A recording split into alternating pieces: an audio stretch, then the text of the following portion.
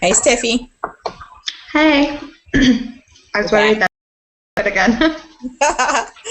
So let's see if Deborah can pick this up from. So we probably need to watch the Facebook a message to her. See if she can find us.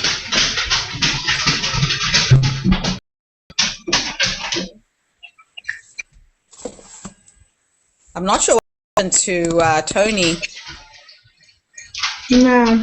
Oh, there she goes. She says, I'm now on YouTube. Where is she? Now on YouTube. I typed a comment. Do you see any comments? Where am I? No. No, wait. I think is if they post the comments in on the Facebook page, I'll keep refreshing. I'll write down the comments here.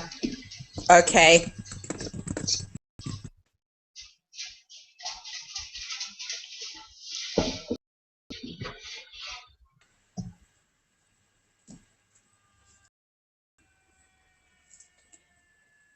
So, Deborah, can you hear everything we're saying? Can you see both Steffi and me?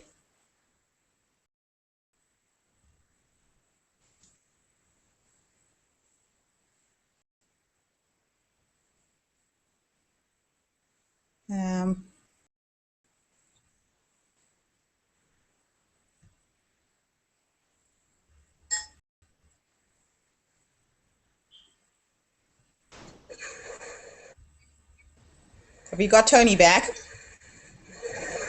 Well, he's there. Hey, Tony. Video must have frozen or is muted. Or he can't hear us. He can't hear you, Tony. Can you hear us? Can you hear me now? Yep. Yes. Yep.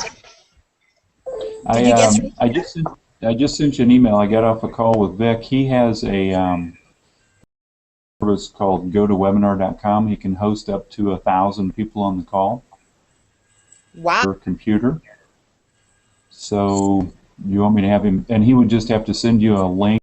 And is it a video thing or people are just listening? Yeah.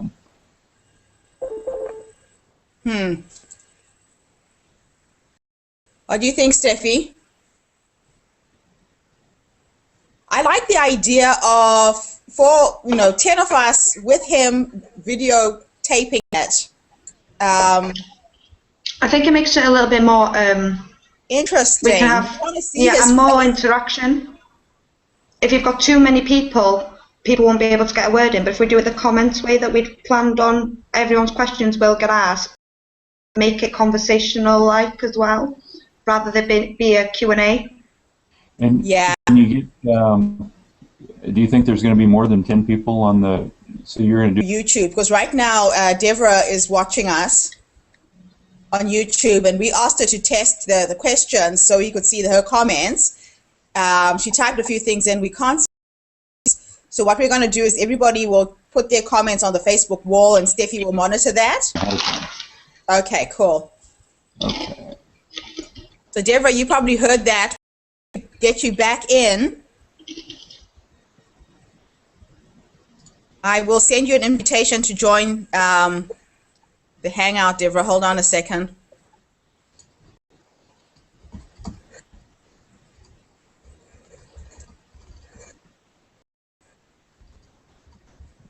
I think we should get Chris in as well, right, Steffi? Chris, definitely. And is it Kate and Sherry available as well? I don't see them. Did you talk to them at all earlier? No, Kate clicked like on my post, but that's it. But she was, her status on Google was online, and that usually means she's working. If it's busy, it means she's not working, but she is actually available to talk, as with questions. Okay. Excuse me. Yeah, because I was thinking as well, like with the call in comparison to this, a lot of people who are interested in watching this, who are not a part of the challenge. Okay. Don't really want to do the challenge. YouTube, right? Exactly, and I was thinking I can post a link onto my author page, and it could go viral. Okay. You know, if people are really interested. YouTube link, because I don't have a way of getting that. Can you put that in the chat window so I can put it on my wall as well? Hey, Deborah. You're back. Deborah? Well, I was on YouTube the whole time. I could see. I'm going to tell people, we'll give them the YouTube link, and they can put their comments on the Facebook group wall, and we will get their questions answered. No, I've only got the Hangout link. I haven't got the YouTube link. The one Tony's posted just brings me back into the Hangout again. So, how are we going to do this? So, Deborah, can you go back out again and copy the URL for YouTube and put it on the Facebook wall page and tell everybody that they can watch the interview from there?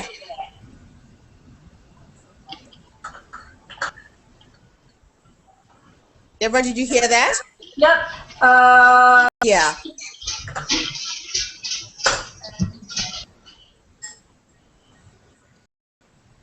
Deborah? Yeah, I just posted it on Facebook. Okay. Now, who can we get to test? Make sure that they're seeing it. Is there anybody active on our Facebook group wall at the moment? Has anybody talked to anyone else this morning? Looks like Chris just came on. Hey, Chris. Chris seems to be popping in and out. Is that the link, Tony? That's the link back to the YouTube page. Brilliant, thank you. To this, to the Hangout. So Chris should be in with us. I'm just trying to see who might be around to watch it from YouTube. I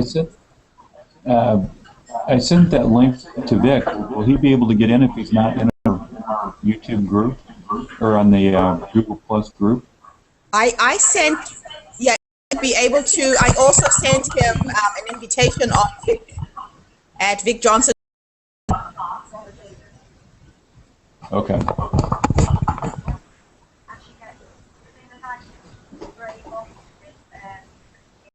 Well, this is interesting. At least we kind of figured it out, and we can record it. And even if it's just the four of us, it's fine with Vic. That's pretty cool.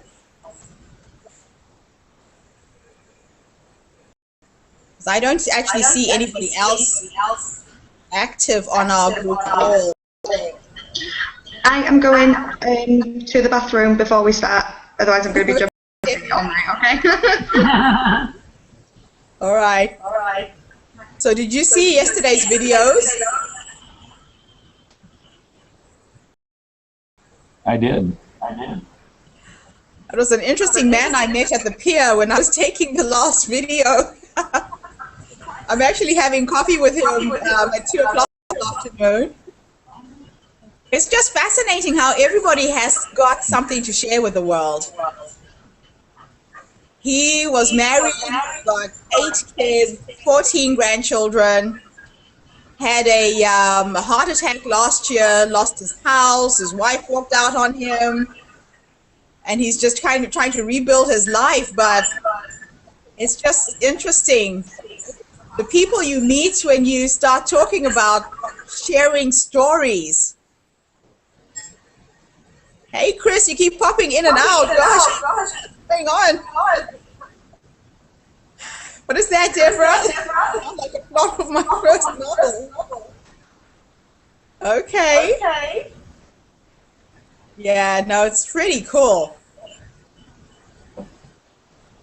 We're back, Steffi. Here we go. So, I think we will just start by asking Vic to just tell us a bit of his journey, how he got started, and then I think the questions probably flow from there, right? We'll just try and do it very organic and not first. You've got mail. Who got mail? Is that you, Steffi? No. No, it was me. Okay. I'm multitasking. I love it. I was trying to get hold of Kate because she knows that girl who whose book went viral on Kindle, right?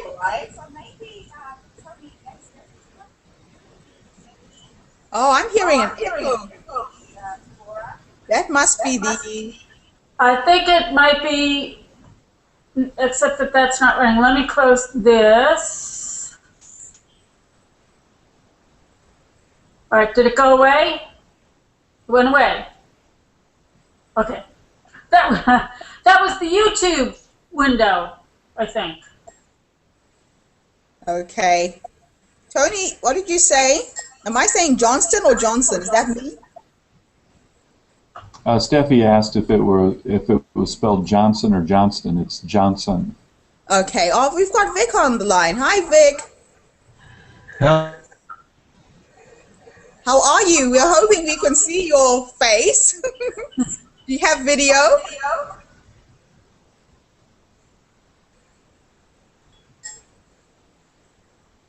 Now Tony's gone. Oops. Vic? I'm still here. I think he's trying to get his video up. Okay. I see a little camera there. What is that? Yeah, what is that? I think you can take a snapshot of the Hangout. So he's clicked on the wrong place. Vic, the video is on the top right-hand corner of the screen. Oh, it's got, yeah, he's got no video. It's muted. His video is muted. Yeah. The top right-hand corner of your screen, Vic, there's 5 icons. If they're red, it means you've muted something. Your video is muted. So you can see the little camera. Just click on that and your video should come on. Can you hear me now? We can hear you clearly, but we still can't see you. Yeah, well, I'm clicking on the camera and nothing's happening. Oh. It's not the camera that you have to click on. There are 5 icons on the top right-hand corner of the screen. I see them. Click on the camera. The first one should be your sound. The Might second have one to is turn the the camera. camera on too. I've left the camera turned off, and you have to turn the camera on too. Okay, well, I have the camera on. I'm using Apple Display, and it has FaceTime. I don't know whether there's any conflict with that, but the camera is on, so I don't know. This is the first time I've ever done a Google Hangout, for goodness sake. Well, you are live right now. The whole world is listening to this. It would be great if we could get you on camera as well. Yeah, I don't know how to do that. I mean, it says the camera's on, and so let me try this and see if it works. There you go. Oh, fantastic. We have takeoff. How are you? I'm great. How are you? Awesome. Thank you so much for taking the time to hang out with us. My name is Gertrude Mache, and I am the book midwife here in New Zealand, working with this amazing group of people who are trying to write their books in 40 hours. Okay. And what I thought we would start off with is just you could share with us your journey, how you got started, and we've got a lot of questions we want to ask. We have the rest of our group on YouTube watching, and they're going to be posting their questions. So we'll just go with the flow. Okay. Well, I got started in the ebook business about 12 years ago, before they even knew how to spell Kindle. And long before iPad, I was selling PDF copies of mostly personal development books, self-help books, and mostly books that I had found in the public domain. I studied up on public domain law and was comfortable with that, and we sold thousands and thousands of books, and I built a pretty significant business using that to create prospects and to create customers. And over the course of the last 12 years, we've had one book in particular we've given away over 400,000 copies of, and that built me a huge list of about 300,000 people. And so when the Amazon Kindle thing came along, I had just published not long before that my very first book. It took me, you were talking about in 40 hours, it took me over 50 years to write my first book. So, you know, 40 hours is significantly less than that. But I had it as a goal for many years, and I let a lot of things get in the way of that until I woke up one year and said, this is the year. And then halfway through the year, I still didn't have anything done. And so I made a deal with myself that if I could reach a certain goal, that I was going to go rent a cabin in North Carolina and sequester myself there and write my first book, which I did do. I wrote it in less than 90 days in the mountains of North Carolina, published it in October of 2003. It sold about 75,000 copies, translated into 4 different languages. And, you know, I realized this is not that difficult. And in fact, it shouldn't have taken me 90 days. In fact, I didn't need to go to North Carolina to do it. And all of that I learned as I went along. And then when someone asked me how I did everything that I built, I decided that was worth a book. And so I actually wrote that book by speaking it. It's very difficult for some people, especially myself, to get that very first chapter done.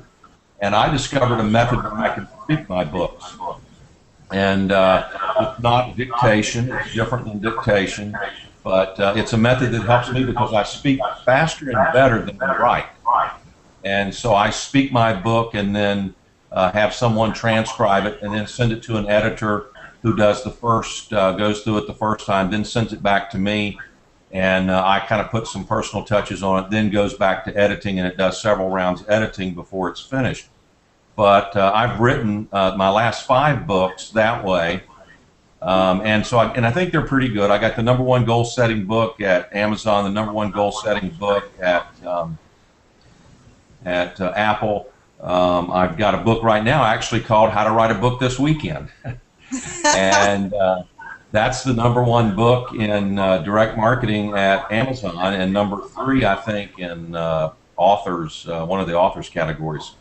And I actually wrote the book in a weekend, as I have done several books. And as I was telling Tony before we got on this call, your program, 40 hours, well, that's about what a weekend is. And so it's certainly achievable. It's certainly doable. And you know, it's I think when people do one, if you get your first one done, you realize how simple it is, and they just get easier and easier and easier. So I think I'm into 8 books now, and it's a pretty decent income from it. But bigger than that, it generates thousands of leads every month that I get an opportunity to create an audience that I can share other things with, and so it allows me to build a consistent group of responsive people. So every time I release a book, I just let them know about it, and I've automatically got some sales that take place because of that. So I don't know whether that's the long story or the short story, but that's what it is. So how's that? That's fantastic. So what I want to do is we're going to go through the room and just get everybody to ask some questions, and I'll start. The one thing that I found, especially when I'm coaching people, I'm an inspirational speaker, and like you, I find it very easy to speak my books into life. And through this exercise, I found that it's not that easy for everybody else, and people tend to doubt the knowledge that they have, and they get in the way of letting that knowledge come out.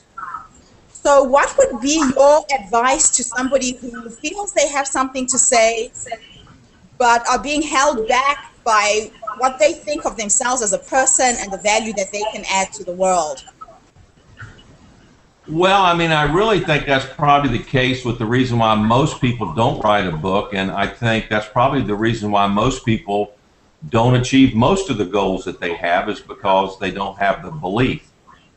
And James Allen wrote in As a Man Thinketh that belief precedes all action. So if you don't believe that your book will be accepted, or if you don't believe that you're good enough, then chances are you're never going to put yourself out on a limb and put a book out there. So, you know, that's a process of going to work on yourself and doing a lot of reading before you do the writing. I didn't tell my whole story today because I didn't know how long we had, but, you know, about 16 years ago, I didn't have people inviting me to be on a Skype call or Google Hangout or whatever to share my information about books, because my family and I had been evicted from our house. We lost the last automobile that we had the next year to repossession. And in 1997, I earned so little money, a total of $14,027 for the entire year, that that I qualified for the federal earned income tax credit. So I actually was in the poverty level for a family of 5, and in that process, I had to decide whether I was going to change something about myself or whether I was just going to fall deeper into the pit that I was already in. And so I went in a voracious period of time where in a 10-year period I read 1,000 books, and there weren't any 50 Shades of Grey or anything like that in that group of books. It was all personal development books and books about my, you know, why I had allowed myself to develop a low self-esteem. And in that process, you know, I discovered that, quite frankly, that there probably wasn't any difference between me and most of the people that were achieving what I wanted to achieve, except that they believed they could achieve it. And I found that to be true with the people that I've had an opportunity to hang out with, because my success 12 years ago got me a relationship with the biggest people in personal development. Whether it's Jim Rohn or Brian Tracy or Bob Proctor, I've been on stage with all of them. I've done audios and videos with them. I even done a book with Jim Rohn. So, you know, we could do a whole call or 2 or 3 or 4 about your question. So, you know, I think what I would do is, first of all, I would find an example. I would find someone like me who's already achieved what you want to achieve. So I'm trying to think of the young lady's name. She's about 28 years old now, and she writes paranormal, young paranormal novels. And it took her about 2 years, and she created more than $1 million worth of income on Amazon after she had been rejected by 30-something publishers. And now there's a young lady who had no income to speak of. She had a very low-paying job, and I wish I could think of her name now. I would find an example, someone maybe my age, someone with my occupational background, someone with, you know, if you have a physical disability, you know, I'm always criticizing people who start talking about their ADD or ADHD as the reason why they can't succeed. I have ADD, and that's the reason I've succeeded, is because of the gifts that you get from ADD. So, you know, I would find that model, and then I would study how they overcame their challenges. You know, whether you read books about them or whether you know, study their life in as much detail as you can, and then begin to work on yourself. Because quite frankly, I mean, let's face it, there's 1.75 million books at Amazon today. Most of them are way below par. They just don't deserve to be there, but they are, and the reason they're below par is because the people that wrote them didn't take the time to do what you guys are doing and learn the principles and learn the basics. They just threw something up thinking they could make money. All they're doing is getting in the way of good books. But then there's a group there at Amazon that are written by people just like everyone on this call. They could find an author at Amazon who's successful that is already publishing a lot of books. And that's what I've done. I found models, that people that I could model what they did. I could model their attitude, you know, and study how they overcame their challenges. But the reality is it's a process. So you got your 40 hours laid out there.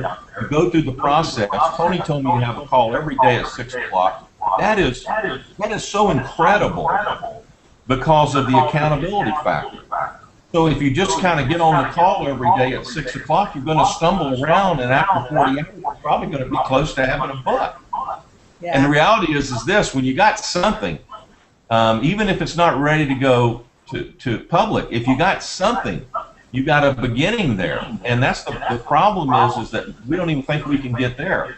But I'll just make you a $100,000 promise that after you've done this process one time, you will find it was one of the easiest things that you've ever done. And that, I don't want to make you feel bad, but that's the way it is. You make it very complicated. We all do. It's not that complicated. It took me 50-something years to write my first one, and it's taken me about 6, 7 to write the next 7. So, and believe me, I could write many more than that. I could write a book every week. I just have a business that's more challenging than doesn't give me the time to do that. But I will say this: I did publish 65 books last year. Not all mine, obviously, but I published 65, and most of them were written for me, where I went out and gave someone the specifications and said, I want a book about diabetes because I don't know anything. I want a book about acid reflux because I don't know anything about that. I want a book about divorce. I want a book about how to find the right mate, whatever. I found somebody to write those books. So it's not tough. This is not rocket science, or I couldn't be doing it. Okay. So what I'm going to do is I'm going to go through the room, and if each person can ask a question, we're going to try and give you 2 questions each. I don't know how much time you have, Vic. So we'll start with you. 57 more minutes. Okay, Deborah, fire away. What's your question? My problem isn't writing. I can write stuff all day. I've got novels. I've got drawer stuffers. I could spend the next 10 years publishing the novels that I've written. We've been self-publishers in nonfiction since 1988. Cool. So the question isn't writing the book. The question isn't publishing the book. The question is selling the book. And I'm not having any luck at all selling fiction. Nonfiction, not a problem. I've been selling nonfiction since 1988. We've probably sold 1 million of these books. But fiction, I can't seem to crack that nut. How did you sell all your nonfiction books? Call people up and ask them how many they want. Okay, so you sold multiple copies to groups. Yep. Okay. Well, here's the thing. First of all, I'm not a fiction writer. Haven't written any fiction. Haven't sold any fiction. I'm going to go right now, and I'm going to go to Amazon and see if I can find the name.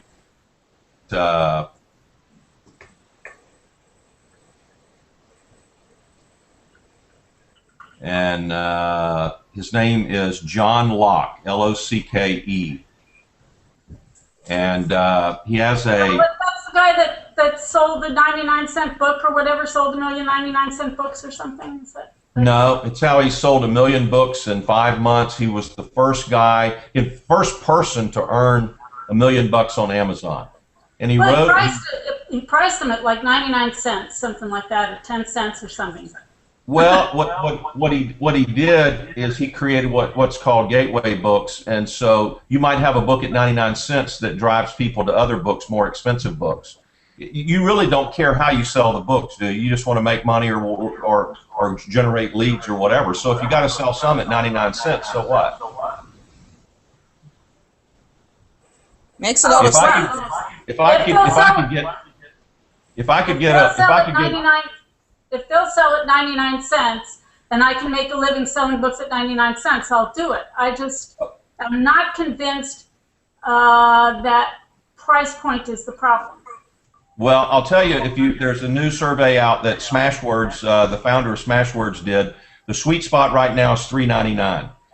That is the very best price point right now. Authors earn more money, get bigger response at $3.99 than any other price point. Now, there's a reason to do 99-cent books. And again, so you have a gateway book. So maybe you've created one book and you've got 3 other books in the series, and you want to introduce your audience to that. So you introduce them through the 99-cent books, and of course, Amazon, Apple, or whoever, once they bought the 99-cent book, is going to go show them all of your other books.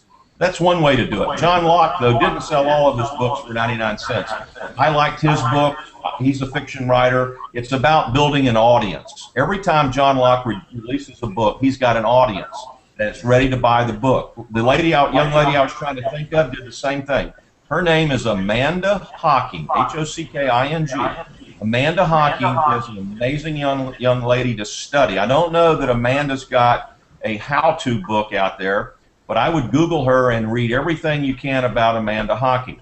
There's also a guy named Joe Conrath, jaconrath.com, jakonrath.com. Big fiction writer, big-time fiction writer, makes $100,000, $200,000 a month from Amazon for his fiction. He did the same thing. They built audiences. Okay, so the way they built audiences, and Locke talks about this in his book, is he would have a reason in the book when the people got finished for them to go to his website. And then he got these people following him, and the process of doing that is his audience continues to grow with each book that he releases. That's one way that fiction writers have done it. And those 3 people I would study if I were a fiction writer, because they've done very well. Well, I have heard that the best thing you can do to sell your first book is to get the second book out, which is what I'm trying to do in 40 hours. True. So. Absolutely true. Absolutely true. We'll see. The numbers start growing when you have multiple books, and you start selling. When they buy your latest book, they're going to go back and buy the older titles as well. Or if they buy one of your older titles, they're going to buy your most recent book. That's that philosophy is dead on accurate. Awesome. Let's move on to Janine. Janine, you have any questions? You're going to have one question each, and if we have time, we'll come back for a second one. Janine, if you can't hear this, type your question in the chat window. We'll move on to Kate while you do that. Kate, can you talk, or are you at work today? Okay, Margaret. Kate, put your question in the chat window and we'll ask it for you. Good morning, everyone. Margaret, fire away. My question is, how do you get over the mental barriers that you have in terms of content? So for me, I know I've got good content, but I keep going into some sort of doubt around it. What kind of what kind of content is it? Is it nonfiction, fiction? Is it how-to? What kind of content is it? Yeah, it's it's a bit of a how-to book, particularly how to help mums rediscover themselves once their children have gone to school, and it encompasses all of the things I've learned, about the universe and all my life coaching skills all in one. But I know the material. I'm just unsure of the way that I present the material. Does the material work? Yes. Have you used it before? Yes. Has it worked for other people? I don't know. Yes, I mean, it's universal laws. Okay. So what is your reservation about sharing that? The way that I present it, whether I present it in a way that's easy to understand. Well, write a chapter and have someone read it and tell you whether they understand what your concept is. Okay. I'm having a hard time understanding what your challenge is. If you've got a cure for a life-threatening disease, and I can tell you that low self-esteem and all the other things that go into holding us back, that is a life-threatening disease. It'll kill every dream you'll ever have until you solve it. If you have a cure for that, and that cure could help other people, I don't know what your reservation would be about withholding that.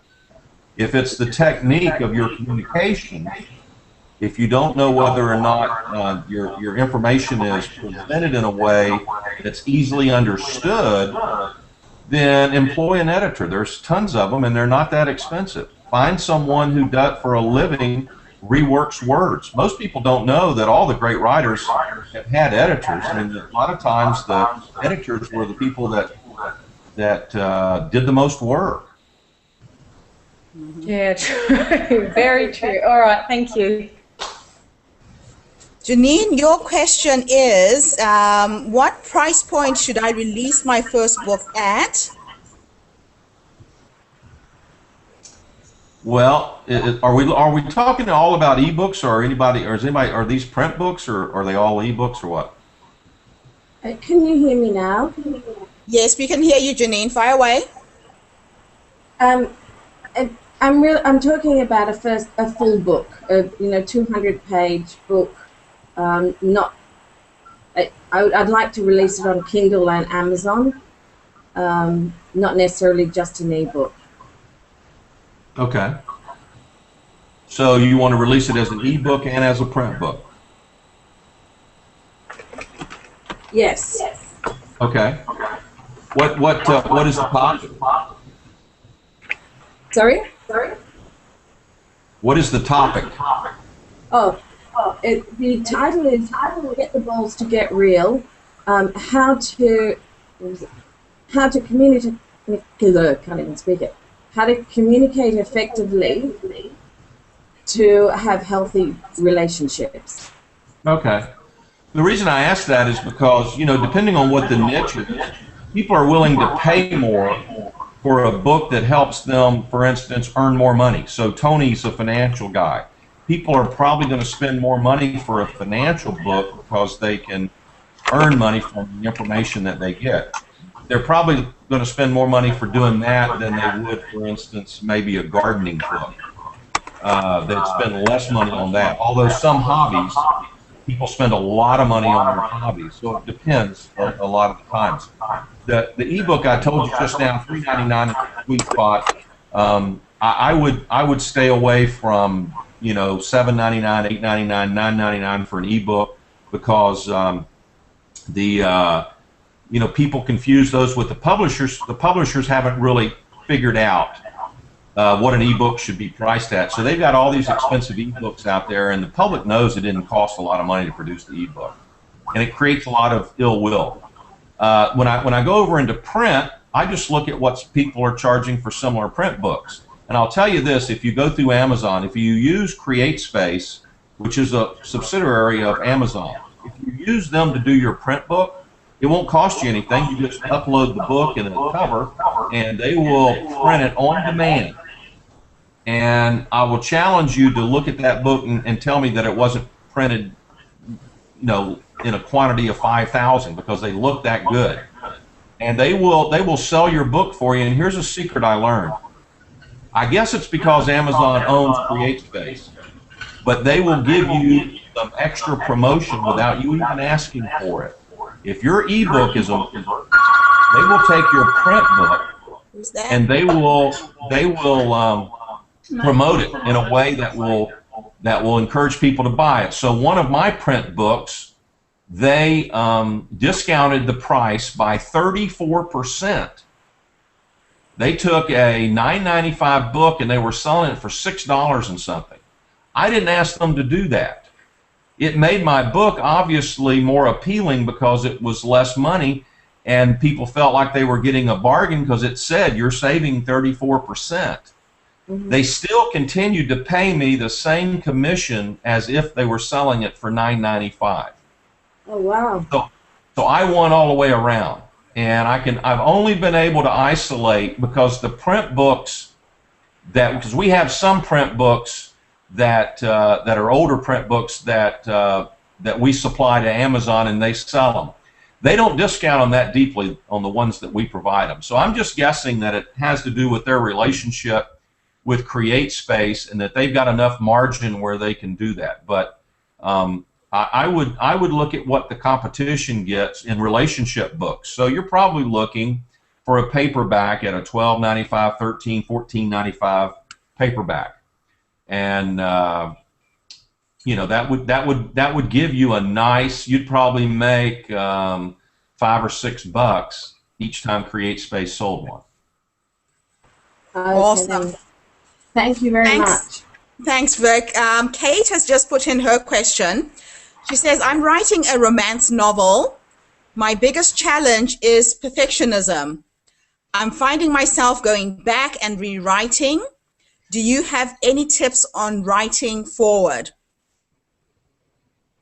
Well, first of all, I wouldn't go back and rewrite anything, and this is just kind of basic. And believe me, I'm not I didn't learn this stuff through any system. I didn't go to school to learn it. I didn't go to any kind of author program. I didn't participate in a program like yours. I kind of taught myself all of this, but I became a very big student, and I've studied a lot of different documents and a lot of different books and audios and videos about the process. And there's one thing you should never do. You should never go back and start rewriting anything until you're done. Go all the way through. Finish the whole thing. Don't worry about what it looks like. You'll clean the mess up later. Get it all down. You know, you may get 300 pages worth of stuff and only end up using 200 pages. Doesn't matter. Get it all down. You got to have a place to start.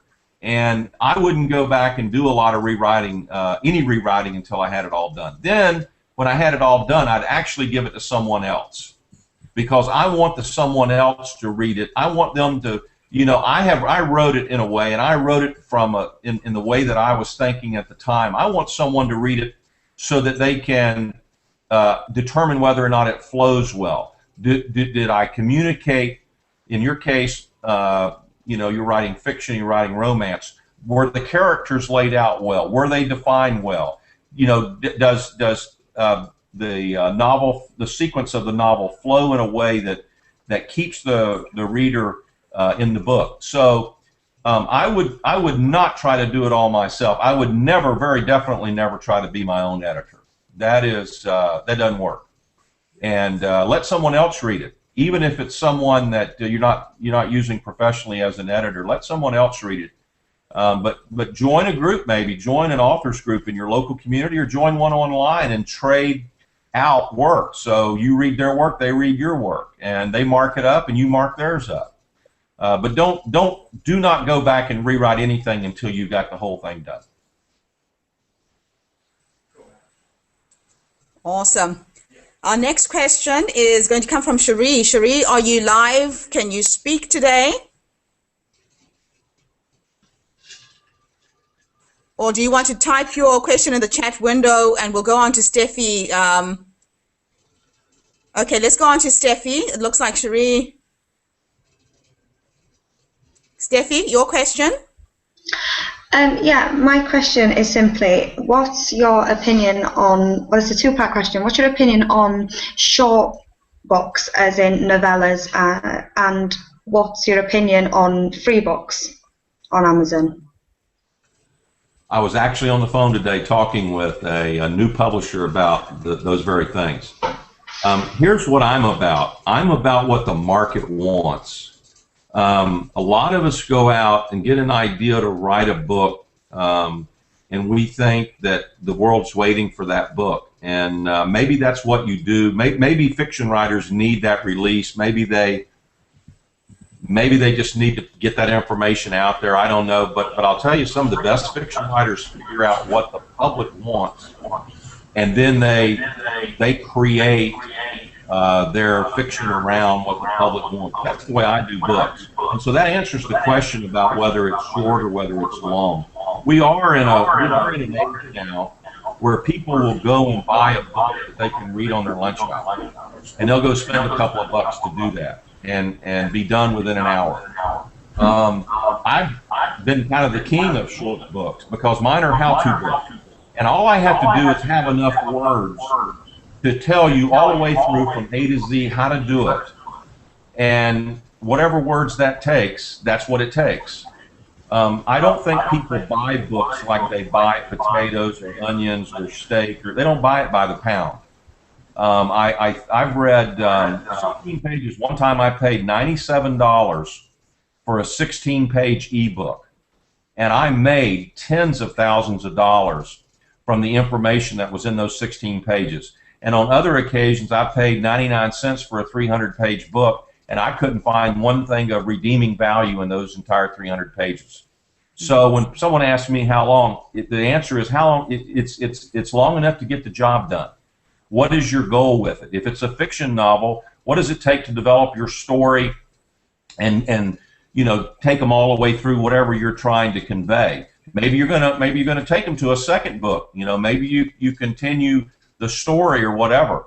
But you kind of start with the end in mind, and you know, what am I trying to achieve with this? Nonfiction books are very easy because you can do an A to Z and figure out what it's going to take in advance. A little bit easier for me. I mean, I've never written a fiction book. Maybe it's easier. I don't know.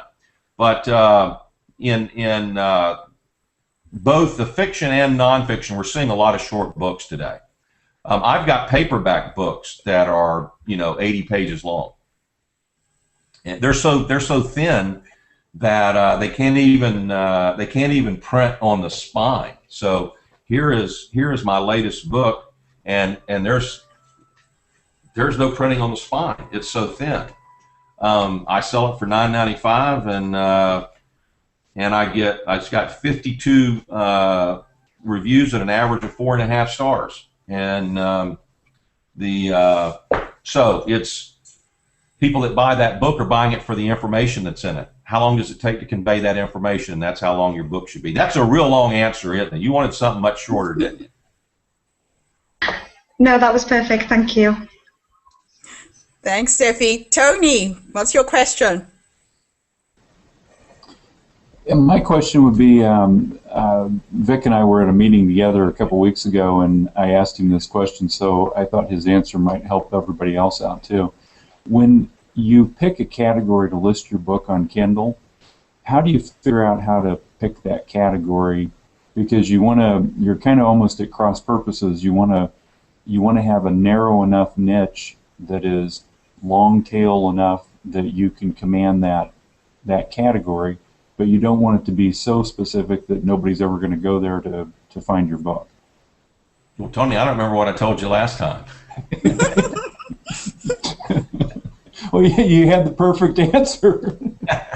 I'm going to always pick. I'm always going to pick a category that the book relates to, but it's also going to. I'm going to pick the least competitive of the categories, because what happens is when Amazon works on an algorithm, and that algorithm analyzes a lot of different things, and so we know reviews have an impact on how often they show your book. Here's the drill. You do whatever you have to do in the early stages of your book being at Amazon in order to create momentum. And once the momentum is created, you can get out of the way, because Amazon's machine's going to take over.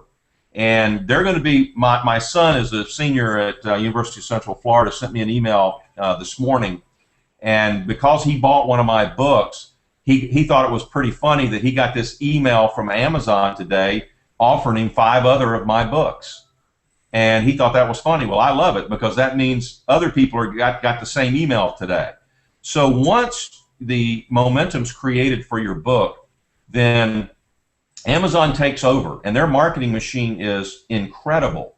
So when I'm looking at categories, I'm trying to figure out what category can I compete in that, number one, people can find my book in, because people go to categories and they look for books. They don't just put in a search word. In fact, I would almost venture to say it was disappointing to us, because we had a real strong search strategy in the beginning, is that people probably go to categories more than they type in search terms. And so I want to find, first of all, a category that people are going to be looking for something like what I've got. So my latest book, How to Write a Book This Weekend, is in the direct marketing category.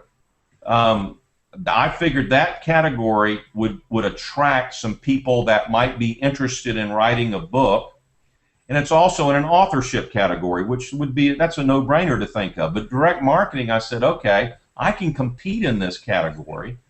There is a there are great books there, but it's not overwhelming. It's not a huge number of competitors there. And I was trying to get into a category that, number one, people could find my book, but also that I could dominate. Okay. We've got a question from Chris. Chris didn't manage to come on the Hangout, but he's on Facebook, and he's just sent a question. He said, I'm interested to know what avenues to get the word out for a particular book. So now we're all thinking, we're writing these books, how are we going to sell them? How can we get our books out in a viral way? Well, it depends on what platform you end up. I mean, if we talk a lot about Amazon, and I, of course, thank the world of Amazon. They've sold a lot of my books. But don't forget, Apple, there's a ton of ebooks sold through the Apple iBookstore. They're in 50, I believe, 56 countries now. Don't forget about the other ones. They're smaller, Barnes & Noble, Kobo, Sony, etc. There's even now, if you go in through Smashwords, which is an aggregator, there's even now the opportunity to get your books in libraries, your ebooks in libraries. And, so it depends on the platform that I'm going to go up with. And I don't give all my books solely to Amazon. I pick and choose. If I'm willing to give Amazon an exclusive, then I can do the famous Amazon launch. I can go out and do a free giveaway. And some people turn their eyes up at that, but my latest book, we had 12,000 downloads during the giveaway period, and when it came off of free, it immediately went to the top of the category. That was a month and a half ago, and it's still at the top. So the momentum that I created in that free giveaway has kept me ranked in the category now that the book is actually selling for a price. And that came from the momentum. And I created that momentum for the launch using what else? Facebook, YouTube. There are a number of free sites that will promote your book on the day that it's. So you line everything up. You will do some incredible things for your book. If you've got access to other people's lists. So a number of our books, we've never done anything except mail and let them know, hey, we've got this book on for 99 cents. It's only there temporarily, and from our list. And then after a week, 2 weeks, we back off, get out of the way, and let Amazon take over. So the goal, first of all, is to create momentum. How do you do that? Depends on what your strategy is. If you want to be on Apple, Amazon, Barnes & Noble, Sony, Kobo, you got to have a different strategy than if you want to go do for at least 90 days.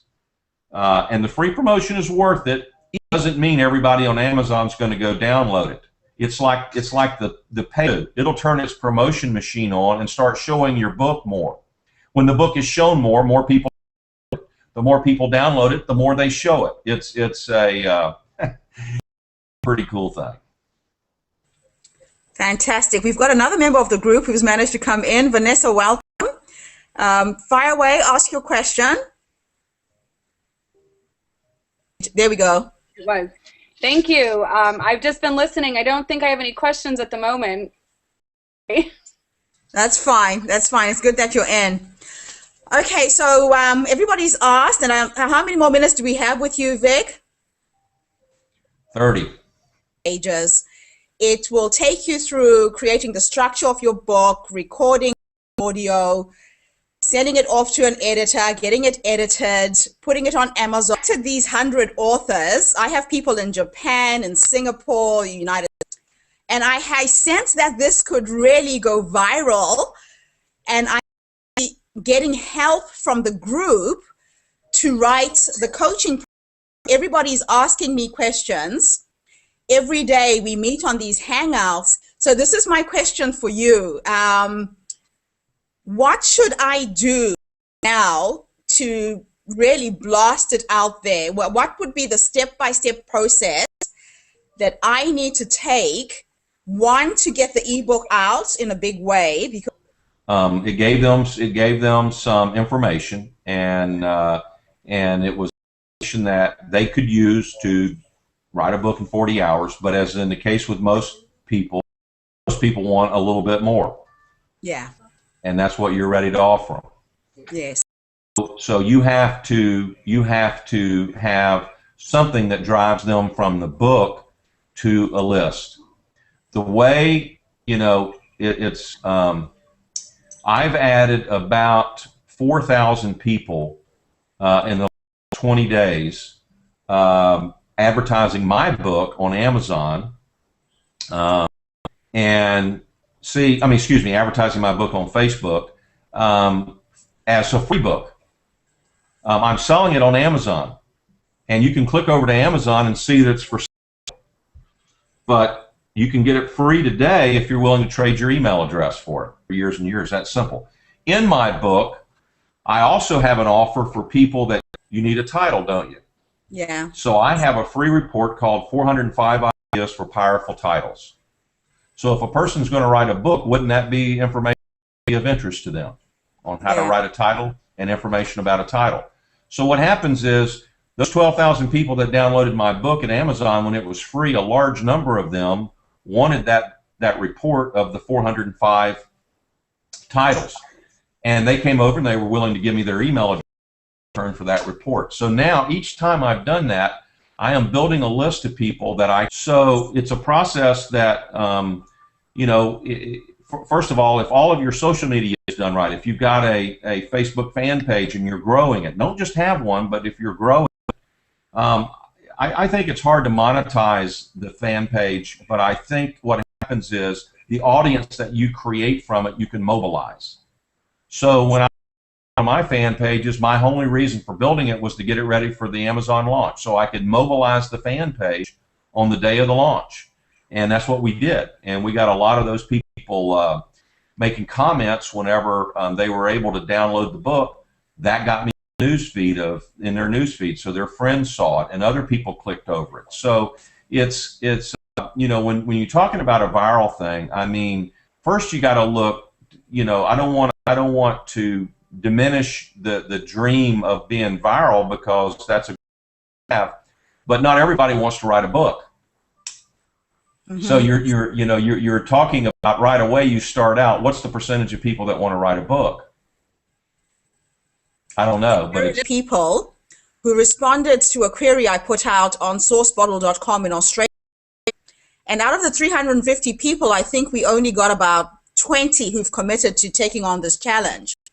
So although I gave them the free ebook and I said, I'm coaching you for free, still I only got 20 out of 300.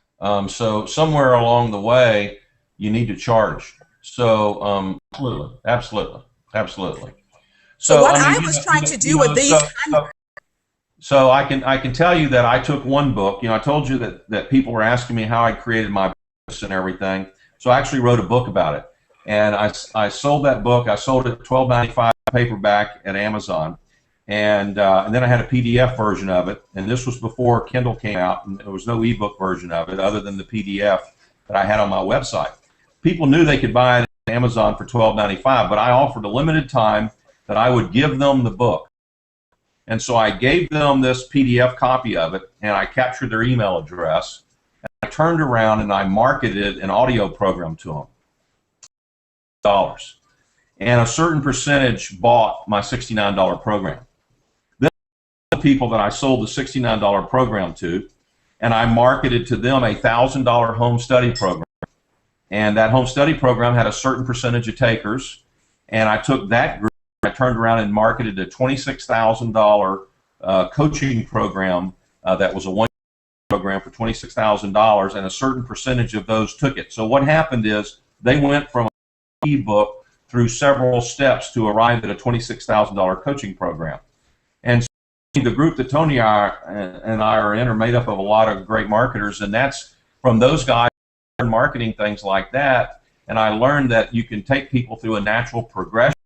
Book from your audio, from your video, or whatever. So you can offer some of the stuff free, but when you start offering everything free, then people begin to doubt there's any real value there. So somewhere along you have to establish, where the value is. How much does your book sell for on Amazon? It's selling for $2.99. Okay. Do you have a paperback version? No, it's an ebook. See, I love to take, for no other reason, to have a paperback version because it establishes value. So I can say, you can go to Amazon and buy this book for $12.95, or you can download it free today only. Okay. Okay. So now I've given them a value. There's value in this book. Again, I list the reviews. I don't list the number. I list the stars. Use Amazon reviews. That's copyrighted work and gets you in trouble if you use it elsewhere other than on their sites. Maybe perhaps the people that you have in this program should all pony up some money. 100 people free coaching was, I needed their testimonials. I wanted them to review having experienced me as a coach. So the trade-off for me is that hopefully you guys will go and buy the book when I launch it at the end of these 40 hours and give me those reviews, make it a best that day. So that was my strategy in offering what I'm doing for free for these 40-hour coachees. Well, that's certainly valuable. And let me tell you where some tremendous value. I would take every single one of your 6 o'clock calls. I would take every single one of them and have them transcribed. In that transcription, you have a training program coming out of all kinds of things that you can create out of that content. I don't believe that I've done a good job unless I've repurposed everything I have about 4 or 5 different ways. So I'm always looking at, okay, I've got a book over here now. What can I do with it? I can create an audio from it. I can create a video from it. I can create a course out of it. I can create an e-course out of it. I can create all kinds of additional content. I repurpose that content, and now it becomes far, far more valuable than it ever was to me. What's amazing is, and Brian Tracy, I think, is the guy who first turned me on to this. We don't spend very much. You go out and buy an ebook now. You can pay 99 cents for an ebook, $2.99 or whatever, and yet the value of that book, the information that we get, can have an invaluable benefit in our lives. We don't really pay very much for what we get when we go buy a book, and yet it doesn't have anywhere close to the value that a DVD has, for instance, or a CD has, or an audio program has, or a coaching program or training program.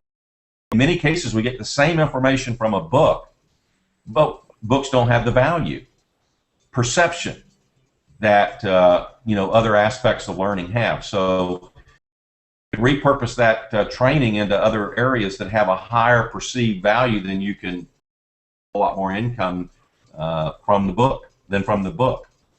And it doesn't matter. That doesn't matter whether you're in fiction or nonfiction. I mean, stop and think about it. Most of the movie screenplays adopted from a fiction book. What has bigger value, the movie or the book? We pay more for the movie than we do for the book. Okay. How do I get this to Oprah? Well, she's not doing much anymore. Hey? She's not doing much anymore, is she? She doesn't even have a show anymore. She has a network that's still going. The way these people have responded and are playing this game, I think we have an amazing story, because one of the things I'm challenging everybody to do is to pre-sell 100 copies of their book in the 40 hours as well. I want to get that side of the selling side done as well. And if I would agree with that. If we can all achieve the 100 copies, and I pre-sell books before they come out. Write a book. Yeah. And I would agree with you. There's a whole lot more to selling it there is to writing it. I think probably most of the people hung up on the writing part. That's not the hardest part. That's the easiest. The harder part is marketing it, and that's why and that's when I came to the conclusion I could sell a lot of books, because I found out that 90% of the books, this was back before ebooks in the print days, out that 90% of the books printed never sell 1,000 copies in their entire lifetime. So all I sell more than 1,000 books, and I was already in the upper 10%, and it didn't take much to move from there to the 5%, and from there to move to the 1%, because I knew enough about marketing that I knew that that's really what the challenge was. So you should spend some of your time in marketing. Now, let me tell you how you make it interesting and how you maybe get some media. Is you ought to create a contest, and you ought to create a prize for the person to get their book done in 40 hours, and and part of it is not only get it done in 40 hours, but launch it, and then have some level of achievement that they have to achieve. So first in category, or X number of sales, or X number of reviews, or whatever it is, but create a competition, and notice the media that but there's an opportunity to create some excitement about the process. I mean, just writing a book in 40 hours, that's no. Anyone can write a book. The challenge is in the selling. Group, and the one who reaches a certain level first of sales, testimonial there. And you're going to have some success in order to create. Tony's just asked if I have a formal press release about our project. No, I don't. And I need help with that, if anybody can help me craft a press release. So I'll move on to someone else. So we've got time. Cherie, you had a question and it's gone now. Oh, you can hear me? Yeah. Oh, I'm so excited. I was wondering if you could talk a little bit, please, about using your book as a platform to be a paid public speaker. Actually, we're working on a course about how to use all kinds of different things to create your platform. I kind of did that to a degree. Here's what it takes to be a public speaker that is in demand, and what it takes to be an author who is in demand. It takes an audience. Now, it sounds kind of silly maybe and simple, but I was able to crack the personal development. No one knew who I was 12 years ago in the personal development community. And within 18 months, I'd been on the stage of every person in the personal development community except Tony Robbins. I had not been on his stage. But I'd been on everybody else's that was significant in the industry. And I've never really kidded myself into believing that the reason I was on people's stages was because I was a great speaker. I think I have some good information because it's not mine, actually. It's just eternal information, and it's information of the ages. So my information is not mine, but it's pretty good. But I'm not a great speaker. I'm adequate. The reason I was on their stage, though, was because I have an audience. I had figured out early on that I needed to have an audience, and when you have an audience, you got to be able to reach them. So she's not one of my favorite people, but I have to admire how tenacious the Kardashians girls have been about building their audience through Twitter, and how some of these people on Twitter have done very, very well building their audiences. They really understand what it's all about. They really do. So you build an audience so that you can communicate with. And the bigger your audience, the more opportunities you will have to do whatever you want to do. Here's what we think. And there's an analogy between speaking and writing a book. What we think is that we're going to get invited to speak a lot because we're a great speaker. Or we're going to get invited to speak a lot because we just got this unbelievable content that everybody wants to hear. The same way we think that people are going to buy our books. They're going to buy our books because we're a great writer, or they're going to buy our books because we got such great content that people need to read. Well, I can tell you, some of the very best books ever written will never, ever be read. Mm-hmm. And some of the very worst books ever written end up on the New York Times bestseller list. And the reason they do is because in there is the idea that first you got to have an audience. And what these people that have these successful books and people that have successful speaking careers have learned and done is they've gone out and developed an audience. And that's why I referred you earlier in the call to Amanda Hocking and John Locke and to Joe Conrad, is because those three people understand that selling books is about building an audience. So if you want to be a speaker, and I promise you this, I promise you, you can speak anywhere you want to speak, anytime you want to speak, and at almost any money you want to speak for, if you can go out and build a responsive audience of about 100,000 people. And that's not very difficult to do. If you can do that, you can speak just about anywhere you want to speak. Why? Because that 100,000 audience translates into something for the people who are going to invite you to speak. And if they know that that's the kind of audience you reach, they want you on their stage. They want you in your studio. I got a television show. I got a television show because I had an audience. Call you right back. You won't call me right back, but. Oh, sorry about that.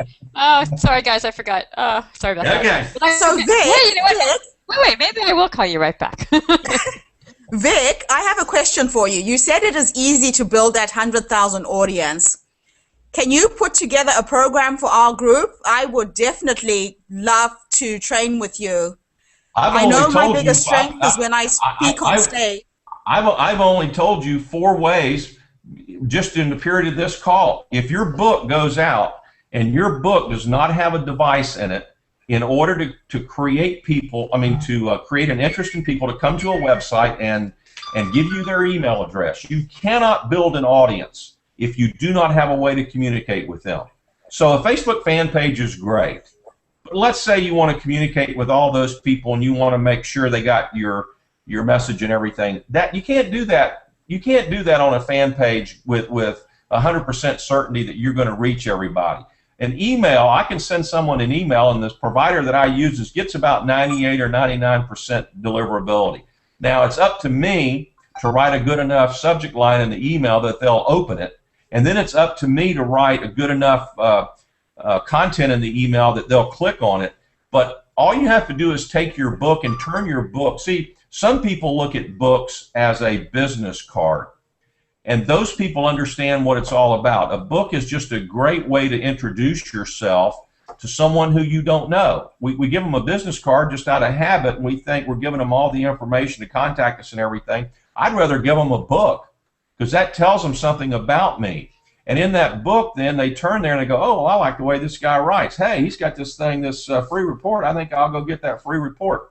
In some of our books, we have free videos. We have free audios. I've got a book called 52 Mondays.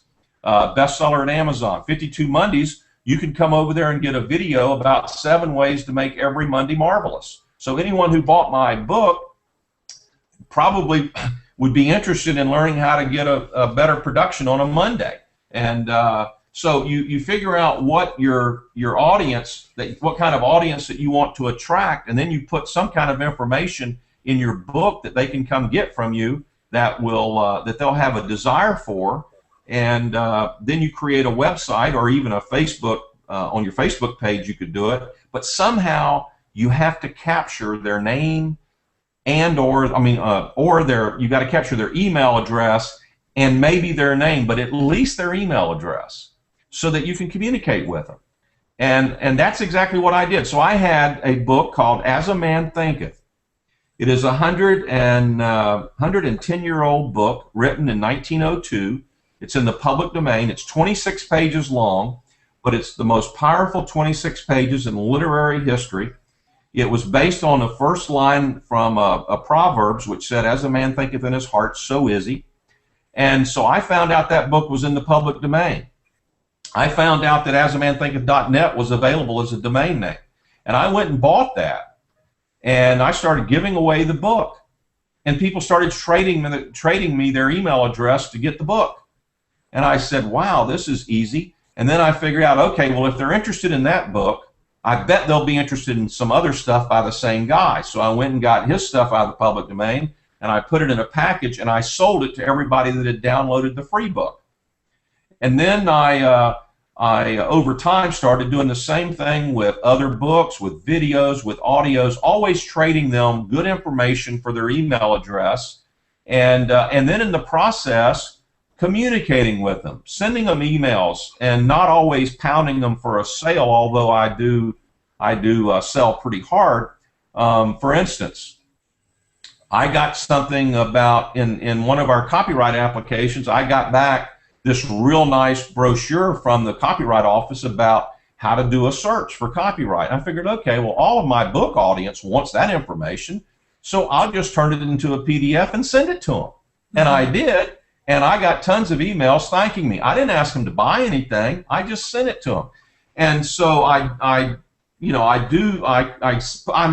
value to their life, and that's why they stay on my list. And I was actually looking at one of our lists yesterday, trying to evaluate how active it still is, and I saw people that subscribed to that list back in June of 2003, and they opened my emails this month.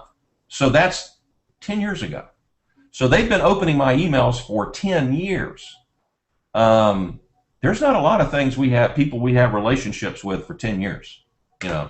So to answering your question and to answer the previous person's question about speaking, it's all in the audience. So what do I have to do to get them to come to where I want them to go, to trade me their information for my information?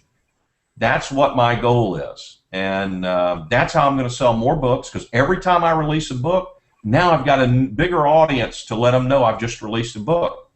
Every time I want to introduce a new program. And it's not complicated. This is just, Tony knows this. It's called lead generation. You create different things to offer as lead generators to people who are looking for more information. And then once they've read that, guess what? Now you have a way to communicate with them and follow up with them with additional information.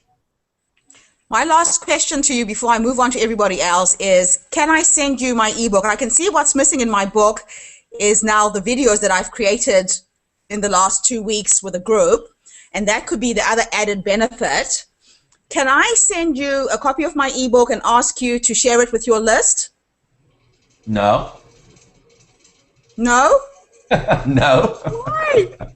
Well, I'll tell you why. My list is so popular that I actually had to, about 5 years ago, tell everyone who came to me to do a book promotion that I couldn't do it, because we would have to mail 2 or 3 times a day, every day, for me to satisfy all the requests that I get to promote books to my list, because my list is so responsive. What's the guy who did the private space flight, or is putting that together? Peter Diamandis. You know who that is, Tony? Who I'm talking about? Diamandis or Diamandis. Big time guy, associates and runs in some great circles. He sent me an email the other day wanting me to promote his new book, and every time he's gone out with a book, he's sold hundreds of thousands of copies, and I know it's going to be a bestseller. And I hate to tell someone of that substance, I'm sorry, Peter, but I can't promote your book. And so what could be my ethical bribe? I believe in always asking the right question and not taking no for an answer. It's a promise that I made to myself that I would not wear my list out with book offers every day, and I can't do it for one person and not do it for another. Now, with this exception, we obviously mail all of our own people, and the second thing we do is we also promote those people that are in our program. When they finish their book and their book gets reviewed and it's up at Amazon, we will promote their book. We don't do it individually. We don't promote their books individually, but because they're in our program, we do. Now, here's what I will do. Send me your book, and I will post something on several of my Facebook pages, and I will get it in front of some people, but I can't send it out to my list. Fantastic. Thank you. All right, we'll go back to the room. Deborah, last question. Okay, I have a book out. I'm going to have my second book out in July. What do I do? What do you do? Mm-hmm. What's your first book doing right now? Not much. Why? I don't know. It's a novel? It's a novel. How many books, how many websites forums are you part of where people share their work, or where they have other people reading books and commenting on books? Are you part of any of that? All of them. Pardon me? All of them. And what do they say about your book? I get really good reviews from the people who read it. How many reviews do you have at Amazon? 7. Good. And how? And what are they? All 5-star, 4-star? Yeah, 4 and 5. Okay. So do you have a Facebook fan page? No, I have a page. I have my page, but it's public. I don't put any personal stuff on it. I just put my. I don't see any point in having a fan page. I put the stuff that would be on a fan page on my page. You have a YouTube video about your book? I do now. And what kind? Is it a trailer? Is it like a movie trailer? It's a book trailer. Okay, it's a book good. trailer. Good. And how are you distributing that? Well, I only just got it up a couple days ago. Okay, so you haven't promoted the YouTube video. Right. Okay. What kind of outside promotion have you done? I have a newspaper column. I talk about my books in my newspaper column. I've done book signings. I've done readings. And what in the category that you're in, where are you ranked in that category? I have no idea. You have no idea. I have no idea. Go to novelrank.com, sign up for an account, copy and paste your ASIN number to NovelRank, and every hour it tracks whatever books you put in it, and it will show you at one glance. I've got 70-something books in mine, and it will show you at a glance where your books are currently ranked. Don't go by the sales figures. The sales figures will not be accurate. They're not right. You're just guessing what your sales figures are. But what you want to do is you want to monitor your rank, and you want to see, because what you're trying to do is you're trying to figure out if there's anything that you're doing that's driving your rank. So if you go out and you promote your YouTube video on your Facebook page, for instance, have you gone over and posted your YouTube video into your Facebook account? No, I only just got it up there a day or two ago, and it actually is sort of still a draft.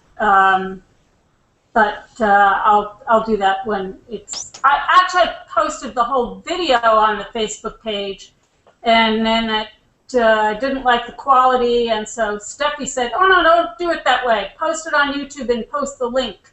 So that's what. So I just. Well, I would first of all have a hot video before I did anything, and then when I have a hot video, I'm going to post it everywhere I can possibly post it without spamming.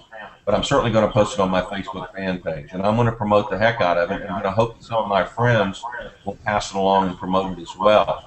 Do you have a existing channel at YouTube? I do now.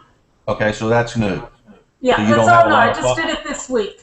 Okay, so you don't have a lot of subscribers there. There's another example on YouTube, and I'm not. Hey, I'm not a YouTube expert by any stretch of the imagination, but I've got some YouTube videos up, and I've managed to build an audience of people that are subscribing to me, and I have no idea at all about how to do that, except I get these notices that I've got new subscribers. But what I did do is I went up and promoted my videos everywhere I could promote them. So I promoted on my blog. I promoted on any friends of mine that have blogs. Everything that I do, I'm gonna take. Every single thing is going to be pointed to creating momentum for something, and I'm going to then cover as much as I can possibly cover with it. So if I've got a YouTube trailer, I'm going to go put that YouTube trailer everywhere I can legitimately put it, where I'm not going to offend anyone, or whether I'm not going to be called a spammer or whatever. But certainly on my own Facebook page, there's nothing wrong with doing that. And you got to get all the exposure that you can get. Here's something I can't prove. I don't know for a fact, but every time we've done it and tracked it, it affects our rank, which affects our sales. And that is, Amazon monitors inbound links. So if you can go out and get someone to review your book on a blog and post a link back to Amazon, even if traffic, a significant amount of traffic, doesn't come across that link, Amazon is monitoring the inbound links to its pages. And I believe that has a value in terms of how often they promote your book. Do you understand what I'm saying? Yes, yes.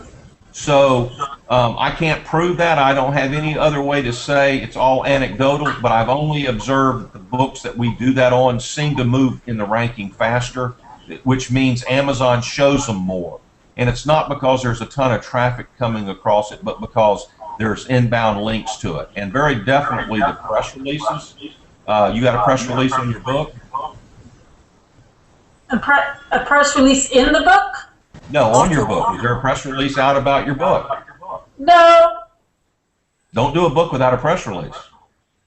How would it be of any value? I mean, how would you determine that your book has no value if you're not willing to go out there and tell the world that this phenomenal piece of literature has just been released? Well, I feel like I have. I mean, I'm all over the internet with it. I have one question before I forget it about the Amazon reviews being copyrighted. Okay. What if the people who posted the Amazon reviews also sent that review to me in an email or posted it on my Facebook page or whatever? Can I still not use them? If it was posted somewhere else before it was posted on Amazon, you're probably okay, but you may have to answer to Amazon for it, but you're still okay. But if you copied a review off of Amazon, if it was posted there first and you posted that review somewhere else, that violates their terms of service, and they will possibly pull your book for it. Even if you attribute it to them? Doesn't matter. You don't have permission to copy their reviews. Okay. Okay, guys. I believe Vic is late for a dinner. I'm going. So do we have any time for any more questions, Vic, or shall we call it a night? One question. One more question. Let's go, guys. One more question. I've got a question. Thanks, Tony. Vic, what do you think about, and I suppose it's for what your purpose of your book is, and the answer for me might be different than, for example, for Deborah, but on the print on demand for... I'm not hearing anything. Or someone speaking? Tony's speaking. Can you not hear him? I don't hear Tony. Tony, you must be muted, but I can hear you. I can hear him. Can you hear me, Vic? Vic is not hearing you. Okay, I'll type it in. Type it in and I'll read it out.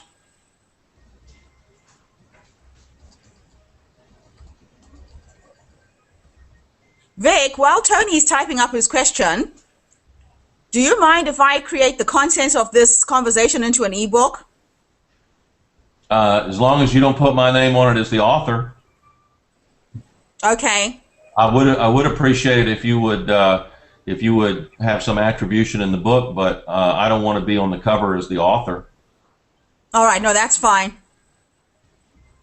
So Tony's question was hardback or paperback. What do you mean, Tony?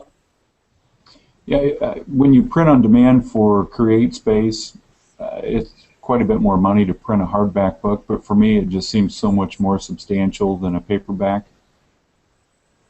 And what is the question? Is it worth it to spend the extra money to print it on hardback? So Vic, the question is it worth it to print your book in hard copy as opposed to paperback?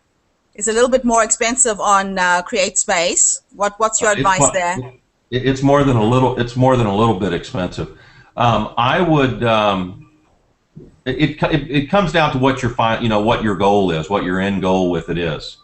A hardback book says a certain thing. It has obviously more credibility, more value than a paperback. So in Tony's case, I know Tony's dealing with financial clients who have the capability to invest large amounts of money. And that could be a great investment in a hardback book. You could probably get a return on it. For most people, though, I would say no. I would say that for most books, that a paperback is more than adequate.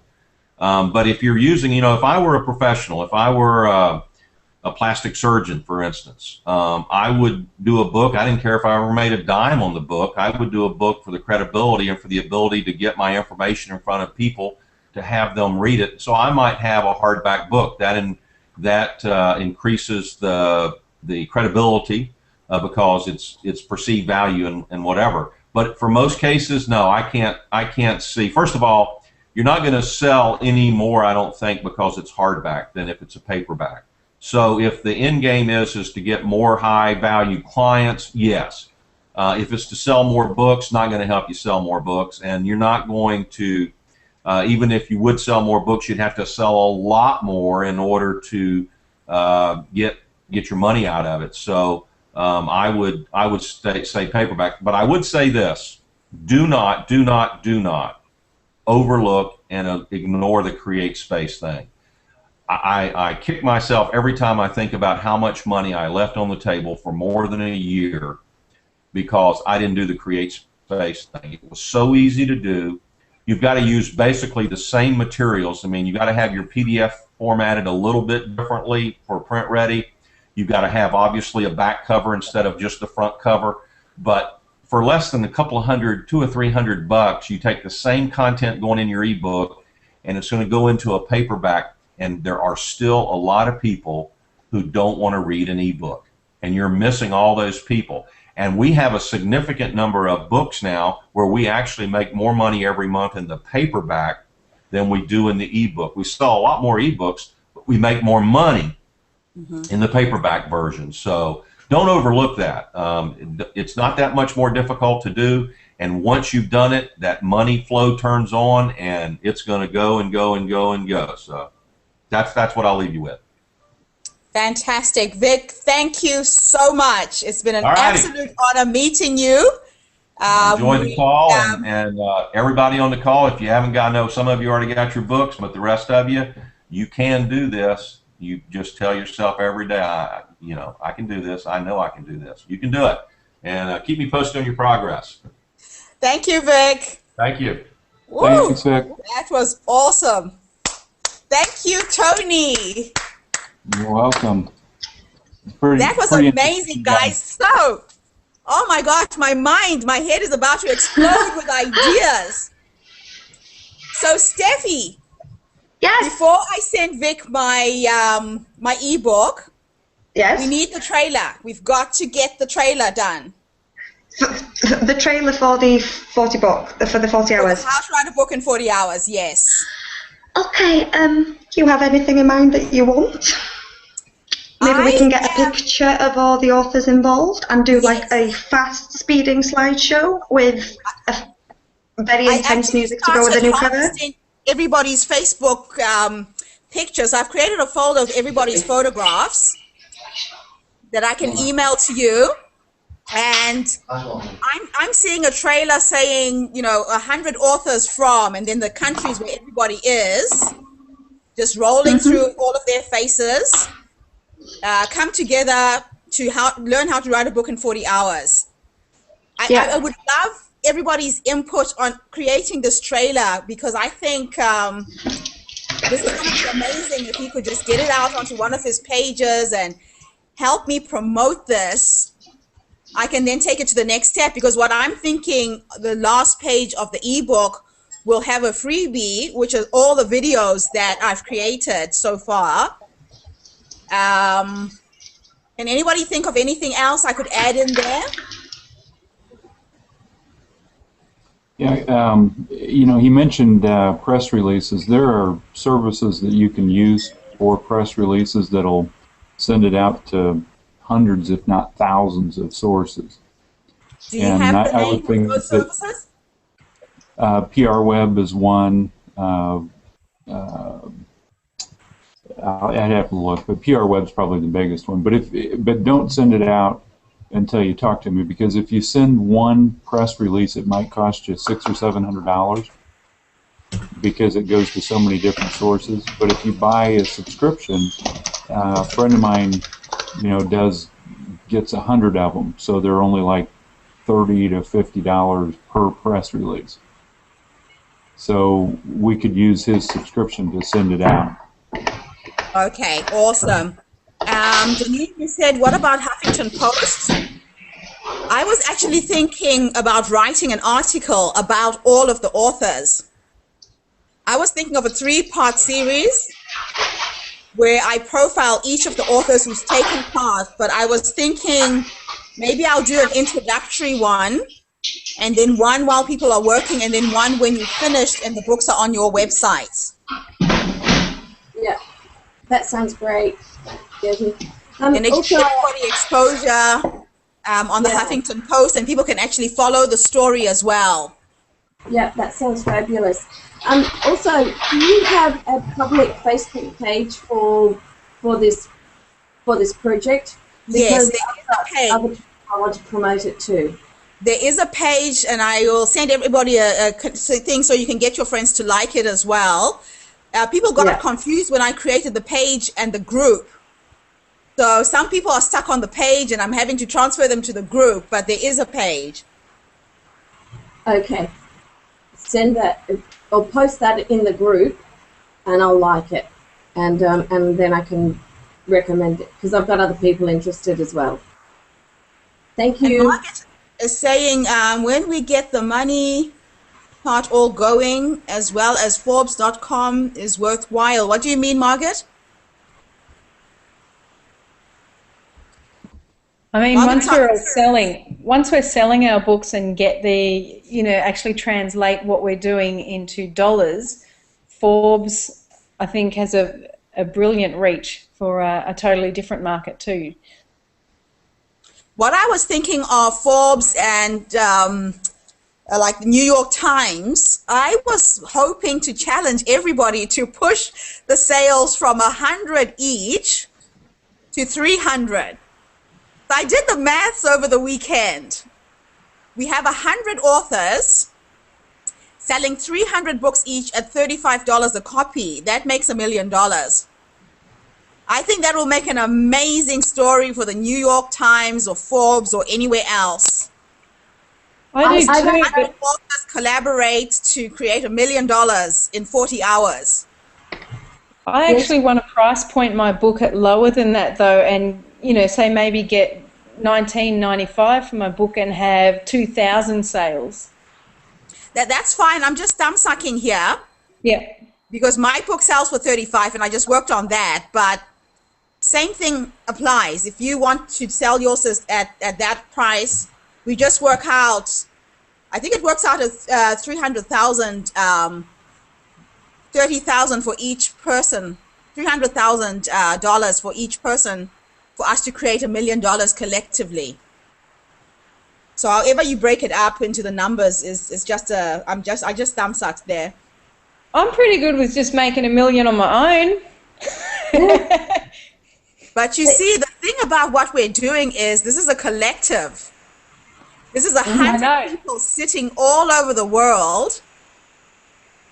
And if we can prove that this is possible, then it means that, like I calculated, if I was going to make $1 million on my own at $35 a copy, all I have to sell is 30,000 books. So it is very doable. And for everyone, that's what I'm saying, for everyone to really raise the bar and as to what the vision is that they have. Part of the reason what you're doing is working because we're getting the visuals. When you've got the book cover, as you said, and you're carrying it around, you're making your dream come true because it's tangible. So really we could create whatever we wanted. And $1 million would be a great story. And I think $1 million is almost a no-brainer with the group that we've got. So I'm just really excited. I think we're going to get a lower price point for most people. And as I'm reading the comments, that seems to be the general feeling, that if we lower our price point, but we're talking about the volume come through. And I think Vic just gave us some amazing marketing strategies. Can I tell you something about pricing books? Yep. When I wrote my first book, I had no idea what it was worth. But I decided I wanted to make $30 a copy because the book supports my foundation in Zimbabwe. And I picked $35, and I've sold 15,000 copies in the last 9 years. So it's all about perception of value as well. But I hear what Steffi's saying in terms of her genre and the fiction, that's different. But people don't buy my book for the book, they buy it to support my cause. So that's just the only difference in terms of what I'm doing. But I think this is very doable. I can see us generating 100 million between the 100 of us. So One of the other things I need from all of you, we are now 46 people in the group, I think. You need to introduce a friend. By the end of this week, we should have 100 people in our group for us to really make this work. There's 46 members right now. Please introduce a friend, and I want you to introduce a friend like you. The fact that we have come together like this, you guys think in a completely different way. There's somebody in your network who does the same. So please invite a friend into the group today. Before you sleep, go onto our wall, invite a friend into the group, and let's push it up to 100. So by the time we connect tomorrow, we're working out the strategy to go forward.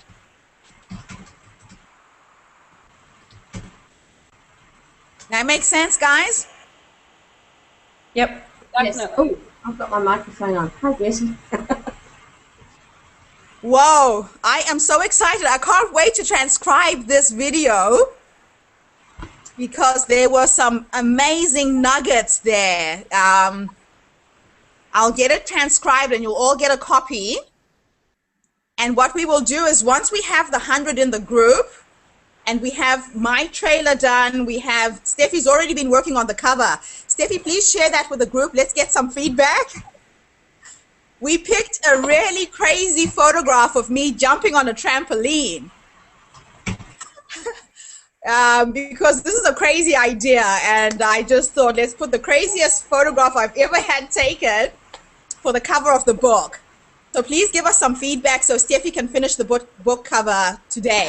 Now she has to work on the trailer. Janine. Yep, fire away, Janine, about titles. Yeah, I put it up before because I'm receiving two different lots of advice. There's, I know you said you loved my title, Get the Balls to Get Real, and I'm adding to that, the subtitle I've forgotten it now. How to communicate effectively for healthy relationships. Now, some people, you're saying, yeah, that's a really catchy, raunchy title. Other people are saying, no, that's too clever, it doesn't show what the book's about. And to look on sort of Amazon and copy what other people are saying, like copy other sort of titles that will get the searches, will be hit by the searches. What do you think? What would do if I were you? Do you know how to use Google Drive? I've been using Google AdWords. That's how I came up with effective communication and healthy relationships. Okay, I'll teach you guys something about Google Drive. You need to poll amongst your friends on Facebook for the title. So you go into Google Drive, you create a form, and what I might do after this call, I'll create a little ebook on how to do it. But you can create a form with the two titles and say to people, which one do you like? And it will create a spreadsheet, an Excel spreadsheet, and you put it, I put mine on, I sent inbox messages to people, and I also put it on my wall, and I said, I'm looking for, I actually did it when I was trying to create this group, actually. I'll do it for you, and you can just copy and paste and put it on your wall, but use Google Drive to create the form to capture the data, which will give you an Excel spreadsheet. Does that make sense? Okay, yes. Yes, yes. You know, sometimes when you have a poll, and people will give you a place where you click this one or that one. Yes. That's all you'll be doing. Yeah. And you send that out to all your friends, and then do a poll on which one is getting the biggest response. Okay. So go outside of our group as well. Decide on the two titles that you really like. Yeah. And I'll create this little ebook after this lesson and send it out to everybody. I'll put it on the Facebook group wall. Do a poll. Okay, thank you. What else do we have before we go, guys? Steffi, do you want to say that? Yeah, I've got the vision of the trailer in my mind. I'm ready to get started on it. So if you can send me the pictures and the locations that you have already, email them to me. And then once we have the 100, it'll be done. Okay, cool. Anything else? Vanessa, sourcing feedback on Facebook work for you. Oh, good. So you're happy? I am very happy. I put a bunch of names out to some friends and asked for some honest feedback. I got a lot of advice, but I also got a lot of I ended up coming up with a really great working title. Fantastic. Yep. So what do you think the subtitle of how to write a book in 40 hours should be? What did we say, Steffi? What did I send you? I can't remember. Because I didn't write it down either. I've gone blank. It's not on the cover. Hey? It's not on the cover, I know that much. So a fast, easy process for busy people or something like that. What do you think, guys? It needs to be as crazy as the cover. It definitely seems like it needs to reach a little higher. Like if you're putting you jumping on a trampoline, something about reaching beyond what we think is possible. Something about where there's a will, there's a way. Something along those lines. Yeah, I think it has to have something in it about being successful at doing it. It's like Vic said, anyone can write a book, but hardly anyone sells them. So it's how to create a successful book that will sell. Can you put that in the chat window?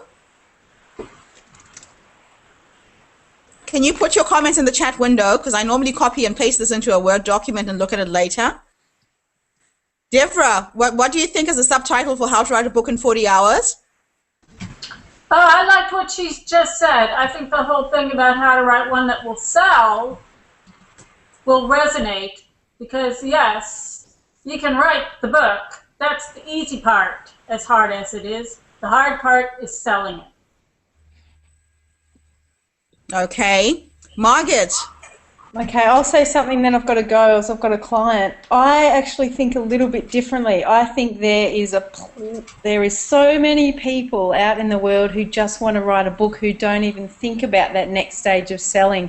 And I think that's like the next stage for you. I think getting it out of people is the first stage. So get the book going, and then that next stage of add-on service is, well, we can help you market it too. So for me, it would be like how to write a book in 40 hours, let it out.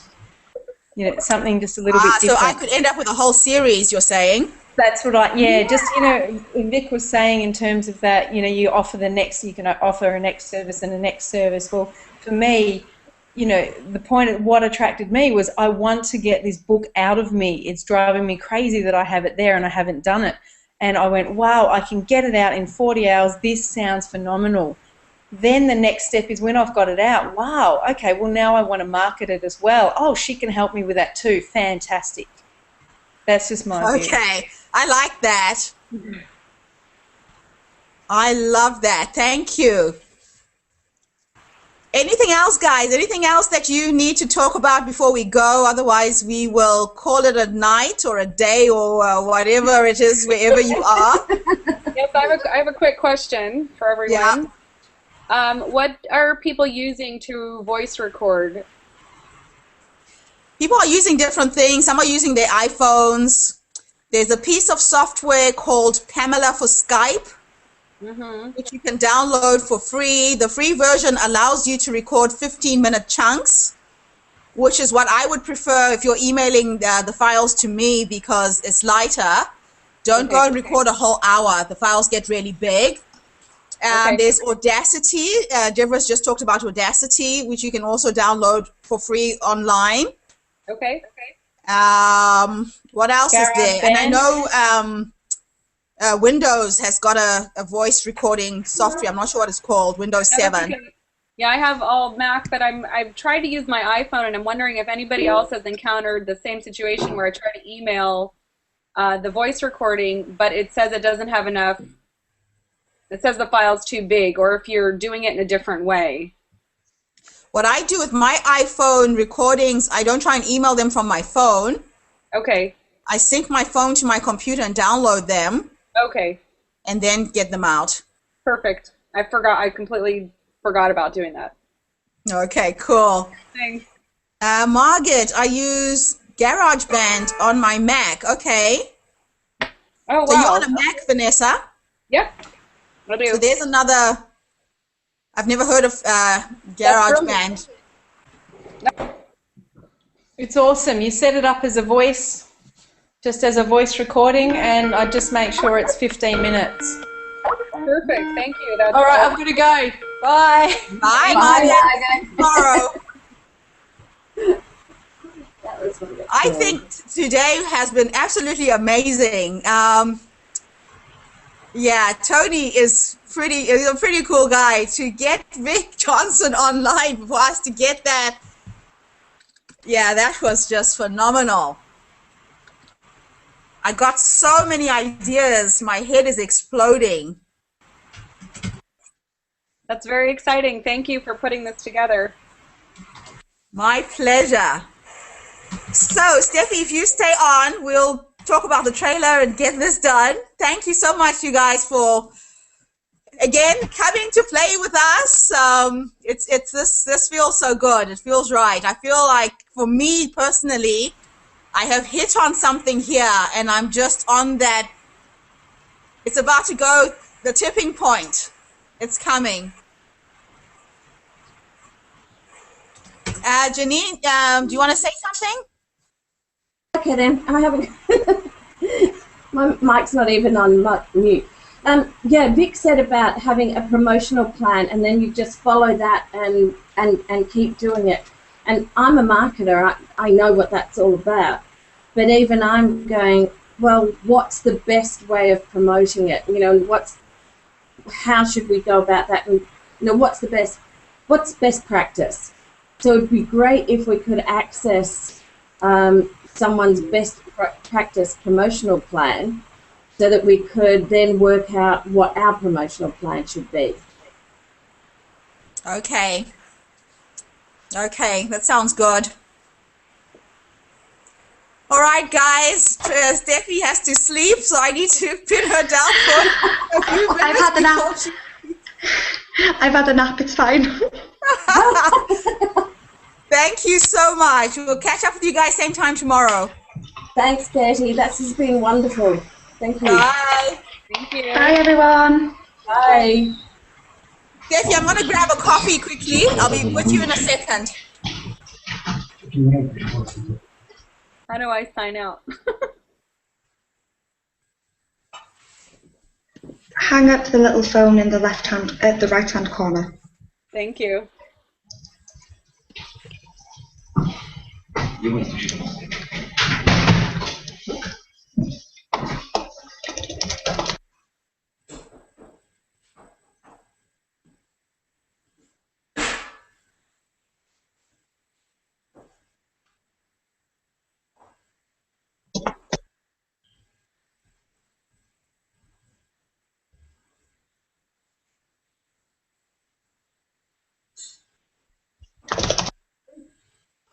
Guess what? What? Just got this millionaire. So I grew, right? You know this, right? Yeah. He is friends with this guy. His name is Vic Johnson. Right. He wrote a book called How to Write a Book in 7 Days. Okay. So Tony's talking to him about me, and this guy's now a millionaire because of that book. Right. So Tony says to him, look, I'm doing this program, this man, African woman who lives in New Zealand. Can you come onto our calls? I'm meeting these guys every single day, right? Yeah. That's for 30 minutes. Yeah. They give me feedback, tell me how they're doing, when they're struggling, etc. Yeah. So he gets this famous guy to agree to come and talk to my group. Yeah. So they all came online, and so Vic shared his experience, what he's done, Right. was talking about how his first book, it took him 50 years to write his first book. Oh, jeez. And then after he wrote it, he's been writing a book literally every month. Wow. He's written 76 books since. Seriously. Some of it is not his content, like he'll write books for other people's programs and stuff like that. Okay. But all he does is he talks it. He's everyone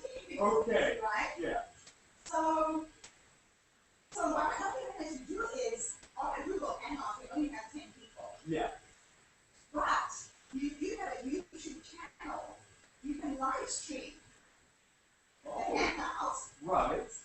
online to other people to watch. Okay. So the whole group managed to go onto my YouTube channel. Yeah. And I made it public. Yeah. So now it's in the public domain. Other people can watch it as well. Right. And off it went all over the world. So right now we're in a live Google Hangouts. Right. With a famous multi-millionaire guy. So I said to him, Vic, what would it take for you to promote my program and what I'm doing? I know that he's somebody that people listen to. Yeah. He says, oh, he's a book coach. You want to write a book, contact this person. Okay. I won't do it. I said, Gertrude, I made a promise that I would never do that for one book. If I do it for one, I actually do it For everyone, yeah. And I'm thinking, no. I said, you go for it. I said, okay, I get that, but. And I said to him, what could be an ethical right I could give you to make this happen for me? And then he just, I have a Facebook page, I put it on there, and because you see, you need someone who people respect, who if he says, read this thing, they will do it. Right. Are you with me? Yeah. So if I do it, people won't be that responsive, but if he says it, it's Johnson, Right. So he's seen the real flesh. Oh my God.